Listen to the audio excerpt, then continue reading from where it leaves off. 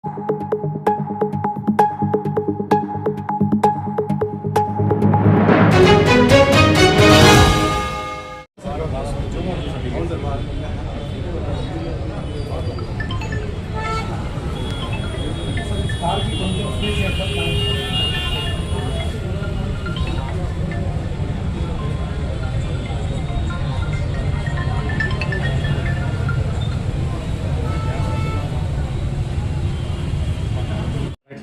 నమస్కారం.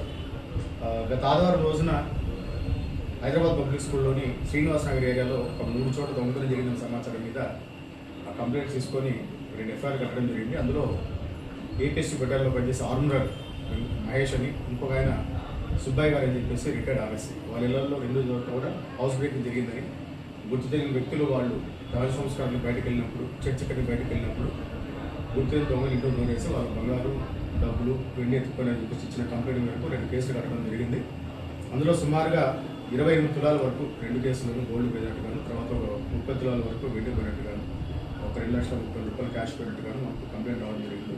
వాటి కేసు నమోదుపరుచుకొని దర్యాప్తులో క్రమంలో భాగంగా మనకు ఫింగర్ ప్రింట్స్ కూడా వాళ్ళకి మ్యాచ్ అవ్వడంతో ఎస్పీ గారి ఆదేశాల మేరకు కోసా శ్రీనివాసులు, తర్వాత మిగతా టీం చంద్ర అందరికంతా కూడా ఒక స్పెషల్ టీమ్గా ఏర్పడి వాళ్ళ యొక్క డీటెయిల్స్ అన్ని కూడా తీసుకొని వాళ్ళు ఇక్కడ క్యాచ్ చేయడం జరిగింది. మొత్తం 3 దీనిలో పార్టిసిపేట్ చేశారు.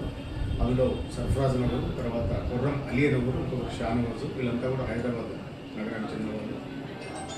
ఈ 3 కూడా కాలేజ్ 1లో వచ్చి ఇక్కడ దొంగతనం తీసుకొని పోయారు. మనకు విజువల్స్ ద్వారా కూడా తెలుస్తుంది. సో ఈ రోజున వాళ్ళని అవుటర్ రింగ్ రోడ్ సమీపంలో ముగ్గురు 2 అరెస్ట్ చేయడం జరిగింది. A1 A2 అయినటువంటి సర్ఫరాజ్ అండ్ కుర్రం అలీ 2 అరెస్ట్ చేయడం జరిగింది. వీళ్ళ మీద గతంలో సుమారుగా 10 కేసుల పైన హౌస్ బ్రేకింగ్ కేసులు హైదరాబాద్ శివారు ప్రాంతంలో ఉన్నాయి. వీళ్ళ నుంచి సుమారుగా 15 తులాల బంగారు ఆభరణాన్ని, అదేవిధంగా 20 తులాల వెండి ఆభరణాన్ని కూడా సీజ్ చేసుకోవడం జరిగింది. ఆ పరారీలో ఉన్నటువంటి షానవాజ్ పైన కూడా ఫోకస్ చేయడం జరుగుతుంది. ఇంకా ఏదైనా అతని దగ్గర బంగారు ఆభరణాలు ఇంకా మిగిలి ఉన్నాయనే కోణంలో కూడా ఒకసారి చూడాల్సిన అవసరం ఎంతైనా. సార్ మీరు ఎలా రెక్కి చేశారు సార్, ఏమని చెప్పారు సార్? శనివారం రోజున నైట్ వీళ్ళు హైదరాబాద్ నుంచి ఏరియాకి రావడం జరిగింది. చుట్టూ అవుట్స్కట్స్ ఎక్కడెక్కడైతే ఉన్నాయో కొంచెం ఐసోలేటెడ్ ఏరియాస్, కెమెరాస్ లేనటువంటి, యాక్సెస్ లేనటువంటి, ఇల్యూమినేషన్ అంటే మంచి లైటింగ్ లేనటువంటి ప్రాంతాలు ఏవైతే ఉన్నాయో వాటిని వాళ్ళు రెక్కి చేసుకోవడం జరిగింది. సో యాక్చువల్గా సండే ఏదైనా పనుల కింద బయటకు వెళ్తారన్న ఫ్యామిలీస్తో తెలిసినప్పుడు రెక్కిలో భాగంగా వాళ్ళకి 2-3 ఏరియాస్ చూస్తున్నారు. లక్కీగా వీళ్ళ యొక్క శ్రీనివాస్ నగర్ ఏరియాలో వాళ్ళు కరెక్ట్గా లాక్ చేసి ఉండడం అనేది వాళ్ళు ప్లస్ అయింది. ఆ ఇళ్ళ తర్వాత వేరే ఇల్లు కూడా ఏమి లేవు, అంతా కూడా కొంచెం అటవీ ప్రాంతాల్లో కనిపిస్తుంది. సో దానివల్ల వాళ్ళకి ఆ వర్క్ కూడా చాలా ఈజీ. ఆ కారులో వచ్చే ఇంటి వెనకాల ఆ కారు పెట్టుకొని ఇంట్లో దిగి దాన్ని హౌస్ బ్రేక్ చేసుకుని వెళ్ళడం జరిగింది.